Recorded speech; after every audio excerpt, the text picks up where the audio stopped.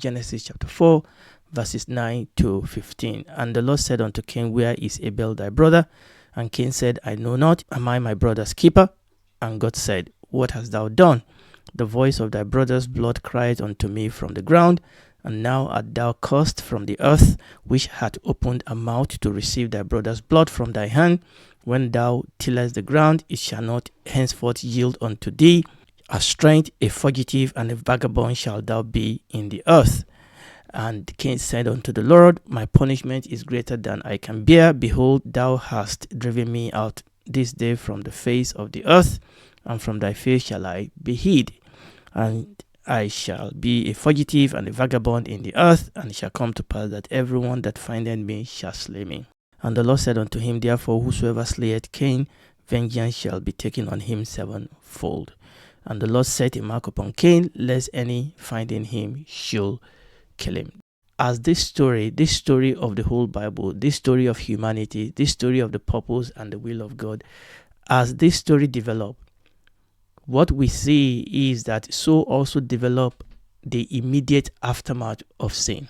As the story of humanity grows, there is something dark, there is something evil that is growing alongside it. So the pollution of human, the pollution of creation. Now, it is true that despite the fall, and in this particular case, despite the horrific sin of Cain, it is true that human indeed retain the ability as given by God to increase, to multiply, and to subdue the earth. God in his grace, God in his mercy did not withdraw that from human. But what happened is that as we human deploy this ability that God has given us, at the same time, sin, evil, corruption also proliferate alongside. This then lead to an inevitable judgment that must follow, because sin must be judged. So there is a fatal chain of event that has developed. And this fatal chain of event was triggered by sin.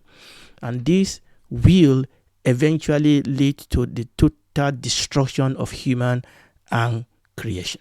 And the story of the whole Bible is that of God's mercy and grace. But for the mercy of God, this sin will totally destroy humanity and will totally destroy creation. But God has not given up on human. Ultimately, in Christ Jesus, God will undo the fall and his devastating aftermath. And God will restore creation to his original plan, to his original purpose for creation. And that is what we read in the scripture. At the end of the book, we see that God will once again create all things new. That yes, sin came and threw a spanner, as it were, in the wheel of God's purpose and God's will for creation. But despite that, God's will and God's purpose will ultimately be restored. That even now, God is working within the system, renewing and restoring, but ultimately God will make all things new. Now let's go back to Cain. Where are we now? The court is in session. The verdict is in. The court of God has ruled that Cain is guilty. Cain was guilty of first degree murder. What do we mean by that? He carried out a planned, premeditated, intentional murder of his brother Abel. Cain has been found guilty by the court of God. So this horrific crime, there are three factors to it, and all of them interconnected. The first thing is intent. Okay, there was an intention. There was intent. Cain attacked Abel with the intention to end his life. This was not something that happened at the heat of the moment. In fact, before this event, God already warned Cain this was going to happen. So there was a clear intention here. Cain intended to kill his brother, and he attacked Abel with that singular intention to end his life. So there was that factor of intention. And number two, it was premeditative. It was planned. Like I said, it was not a heat of the moment action. Cain planned this and he executed the plan. And number three, this intended, planned, premeditated action was evil. Cain showed absolutely disregard for the human life of his brother. And even during the process of interrogation, even through the process of the court process we've been seeing, he showed no remorse. So there was intent, there was premeditation, and this was an evil act. Cain showed disregard for human life. So there's a legal term that is often used in cases of murder, in cases of homicide, and it is called malice aforethought. Malice aforethought. This is a legal term. Now, the meaning of this term has evolved over time, and in different areas of the world, the meaning varies slightly, but in simple terms, malice aforethought means a mental state in which a person intends to kill or commit a harmful act against another person, knowing that this act will endanger their life. So that is malice aforethought. I will read that again. Is simply, in general, it means a mental state in which a person intends to kill or commit a harmful act against another person, knowing that this act will endanger their life. And the legal people talk about expressed and implied malice aforethought. It can be expressed or it can be implied. Now, I have mentioned this for a reason, because it's in line with what we read in 1 John chapter 3 verse 15. Yes, we are talking about Cain, but we are applying this to ourselves. I see the meaning, I see the reality of this malice aforethought when I read 1 John chapter 3 verse 15. So let's read that. We are reading verses 14 and 15. We know that we have passed from death unto life because we love the brethren. He that loved not his brother abideth where? In death. Whosoever hated his brother is a murderer. Now that is the emphasis here. Whosoever hated his brother is a murderer, and you know that no murderer has eternal life abide in him. Now I want you to look at this verse very well. The word hate in that verse means to detest. The Bible says that whosoever detests his brother, hate his brother, the Bible says that person is a murderer. I mean, why does the Bible equate hatred with murder? Remember, I'm looking at this concept of malice aforethought. So why will Bible say that if I hate somebody, detest somebody, the Bible says that actually, you know what, in my heart, I am a murderer. I've not taken the knife physically. I've not stabbed them physically. There has not been shedding of blood physically. But the Bible says that before God, it is the same crime.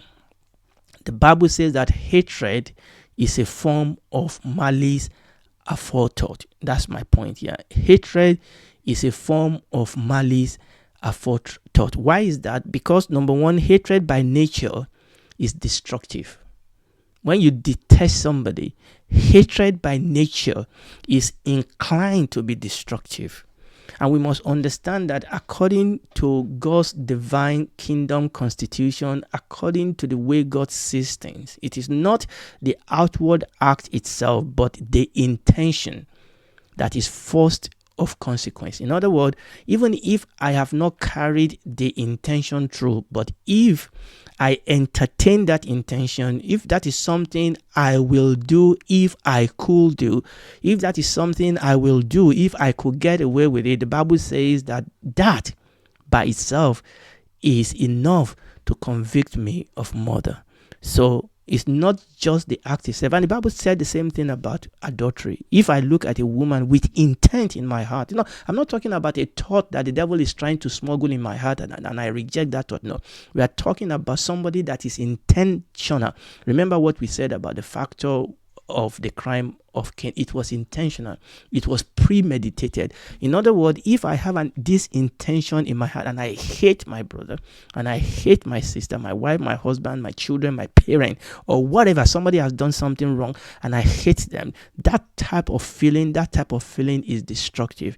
And if I can get away with it, the Bible says that intention by itself is considered to be an act in itself. So we must understand that according to divine constitution, it is not just the outward act itself, but the intention. That intention itself is of consequence. Therefore, everyone who lives in hatred towards his brother must, by God's law, be regarded as a murderer. Now, that is huge, isn't it? But that is what the scriptures say. So in practice, even though hatred often do not fully play out the corresponding destruction, but oftentimes the reason for that is because of other opposing forces that hinder us from seeing this through to the logical conclusion. And what we are saying is that if I entertain hatred for other people because of their color, because of their gender, because of their class, whatever, if I entertain hatred in my heart against them, I detest them.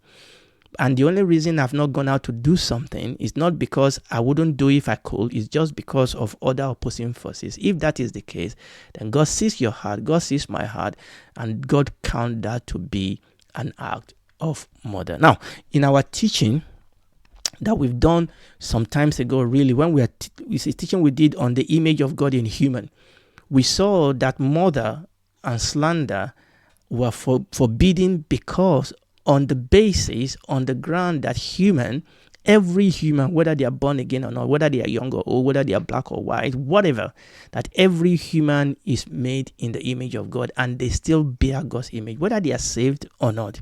And that is why the Bible is against murder. Genesis chapter 9 verse 6, we read it before. It says that whoso shedded man's blood, by man shall his blood be shed, for in the image of God made him. And remember what we said, this was after the fall.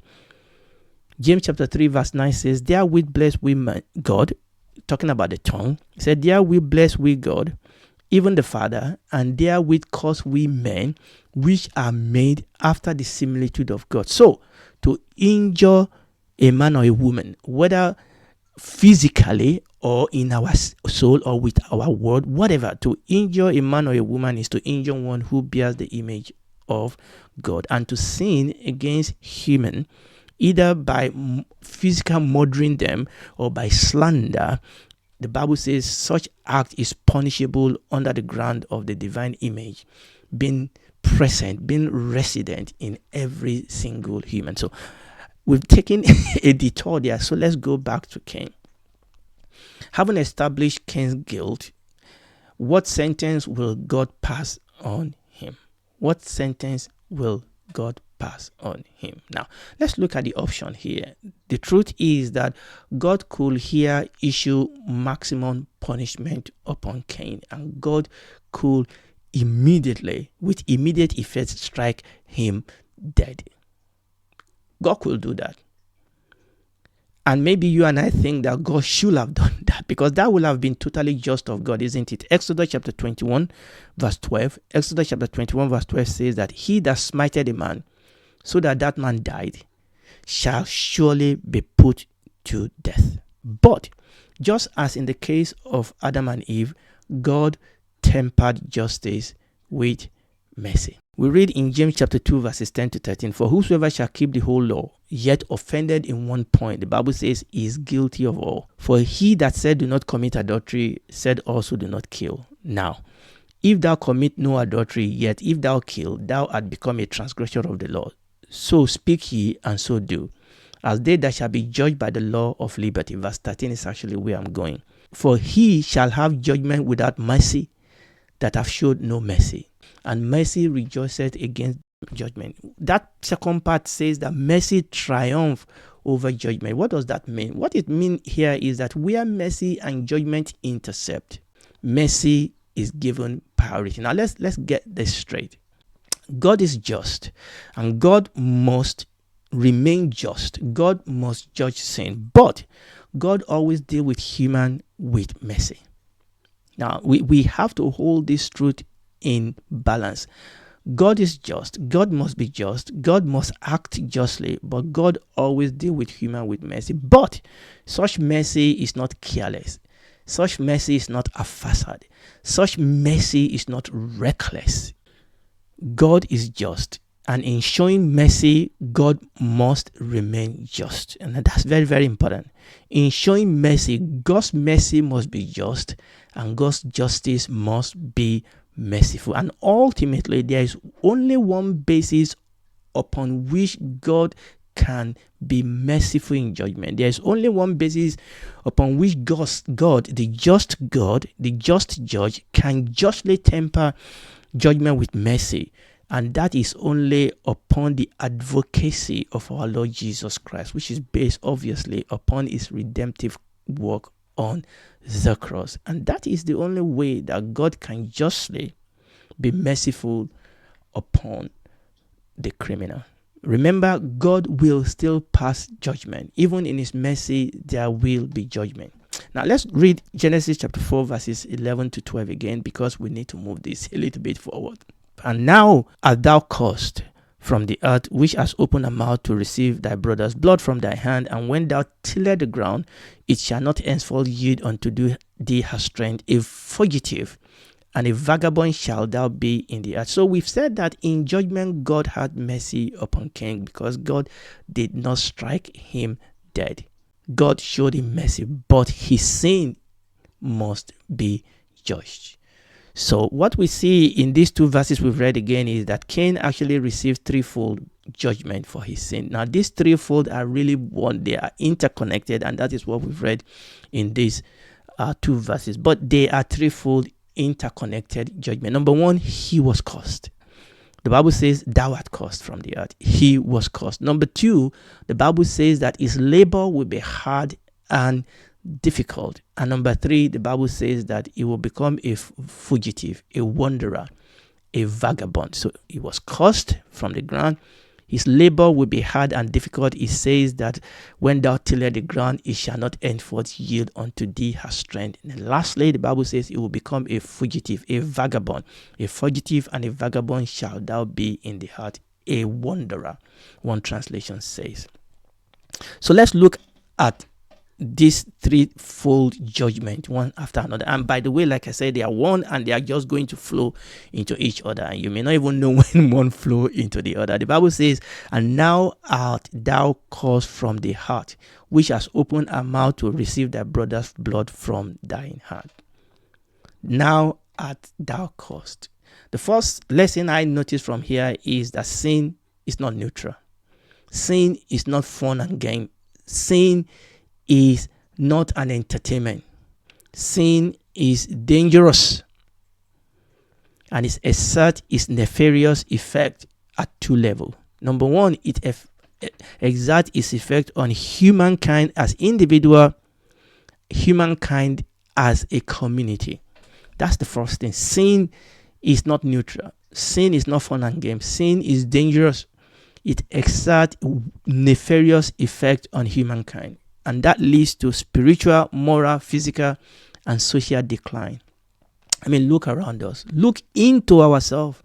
All this decay, all this, decline that you see all around us, all the confusion, all the death, all the evil you see around us, this is directly as a result of sin.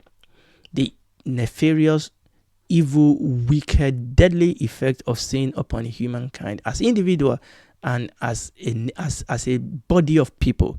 Spiritual, moral, physical, and societal decline. Even in the face of what we call civilization, even in the face of technological development, we just simply employ this civilization, so-called, this technological development, we just simply employ them in the service of sin and evil. Yes, they do a lot of good, don't misunderstand me, but at the end of the day, they provide bigger way and more sinister way of people to sin and to commit evil. I mean, look at what is happening around us today. So that is the first evil effect, nefarious effect of sin. Number two, sin is dangerous. It also exerts evil effect on creation. And now this is very, very important. This is very, very important that sin did not only affect Adam and his progeny, sin also affects the whole creation. And we have touched on this thing in the past, that because of sin, creation was polluted and there's a decline of the whole creation itself. Psalm 106 verse 38 says, I'm in the middle of a sentence, but let's just read verse 38. And shed innocent blood, even the blood of their son and their daughters, whom they sacrificed unto the idols of Canaan. And this is where I'm going. And the land was polluted with the blood. Sin pollutes. Sin destroys. creation itself. The creation, the earth, the land is being polluted, is being destroyed by sin. Romans chapter 8 verses 21 to 22 says that because the creature itself also shall be delivered from the bondage of corruption. There's a corruption that has come upon creation because of sin of human. The Bible says the creature itself also shall be delivered from the bondage of corruption. That's Romans chapter 8 verses 21 to 22. Because the creature itself also shall be delivered from the bondage of corruption into the glorious liberty of the children of God. For we know that the whole creation groaneth and travaileth in pain together, even up until now.